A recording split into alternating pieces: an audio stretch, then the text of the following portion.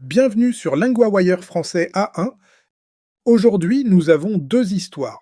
Une sur les soldats américains en Europe et une autre sur l'énergie en Inde.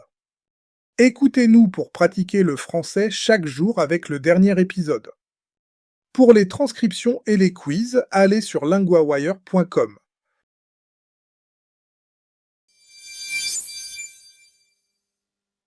Pour notre première histoire, je parle avec Claire, notre correspondante LinguaWire qui connaît bien les relations entre pays.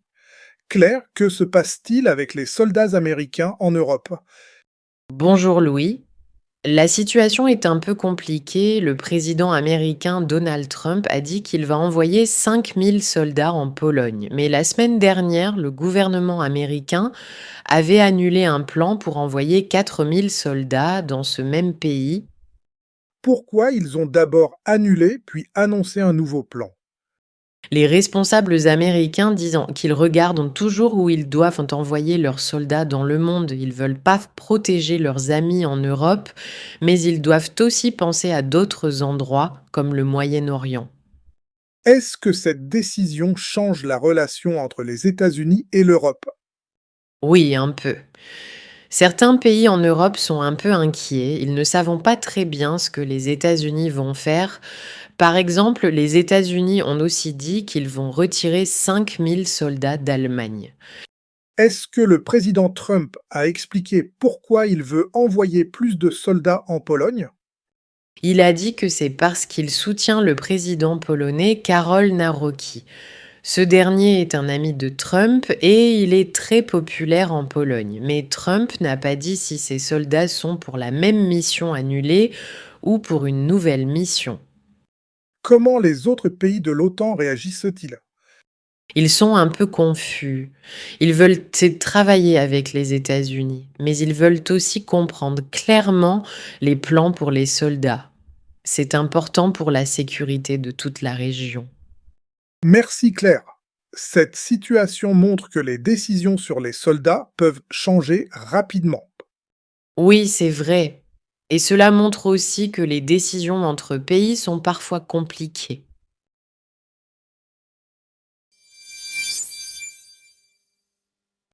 Pour notre deuxième histoire, je parle avec Hugo, notre correspondant LinguaWire, spécialiste de l'énergie. Hugo, que fait Marco Rubio en Inde? Bonjour Louis. Marco Rubio, le secrétaire d'État américain, est en Inde pour 4 jours. Il veut aider l'Inde avec ses besoins en énergie. Pourquoi l'Inde a-t-elle besoin d'aide pour l'énergie? L'Inde achète plus de 80% de son énergie à d'autres pays. Cela veut dire qu'elle dépend beaucoup du pétrole et du gaz venant de l'étranger. Mais à cause d'un conflit entre les États-Unis, Israël et l'Iran, le transport de pétrole est très difficile. Peux-tu expliquer ce qui se passe avec le transport de pétrole? Oui, le pétrole passe par un passage très étroit appelé le détroit d'Ormuz. Ce passage est presque fermé à cause de la guerre entre Israël et l'Iran. Cela bloque beaucoup de pétrole. Comment cela change la vie des gens en Inde? Beaucoup de personnes en Inde utilisent du gaz pour cuisiner et du pétrole pour leurs voitures. Si le pétrole est rare, tout devient plus cher et la vie est plus difficile. Que propose Marco Rubio à l'Inde? Il a dit qu'il veut vendre autant d'énergie que l'Inde veut acheter. Les États-Unis produisent beaucoup d'énergie maintenant et ils veulent aider l'Inde. Est-ce que cette visite peut changer la relation entre les États-Unis et l'Inde?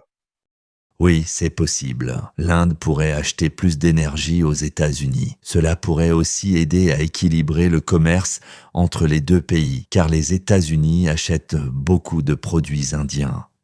Merci Hugo, c'est un sujet important pour beaucoup de gens en Inde et dans le monde. Oui, c'est un bon exemple de comment la politique et l'énergie sont liées.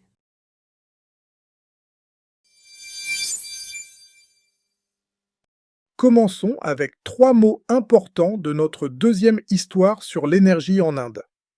Le premier mot est énergie. C'est la force que nous utilisons pour la lumière, la chaleur ou pour faire marcher les machines. Dans l'histoire, on parle de l'énergie que l'Inde achète pour la vie de tous les jours. Par exemple, j'utilise l'énergie électrique pour allumer la lumière. Le deuxième mot est gaz. C'est un type d'énergie que l'on utilise souvent pour cuisiner. Dans l'histoire, beaucoup de gens en Inde utilisent le gaz pour faire la cuisine. Par exemple, ma famille achète du gaz pour la cuisine chaque mois. Le troisième mot est pétrole. C'est un liquide que l'on transforme en carburant pour les voitures et les machines.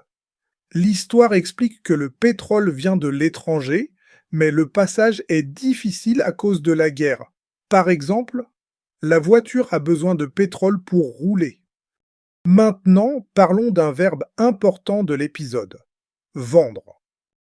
Vendre veut dire donner quelque chose à quelqu'un en échange d'argent.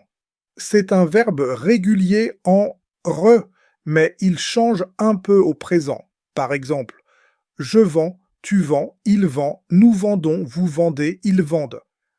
Dans notre histoire, Marco Rubio a dit qu'il veut vendre de l'énergie à l'Inde. Voici deux exemples. Je vends des légumes au marché, elle vend sa voiture demain. Voilà pour notre récapitulatif de vocabulaire et de grammaire d'aujourd'hui.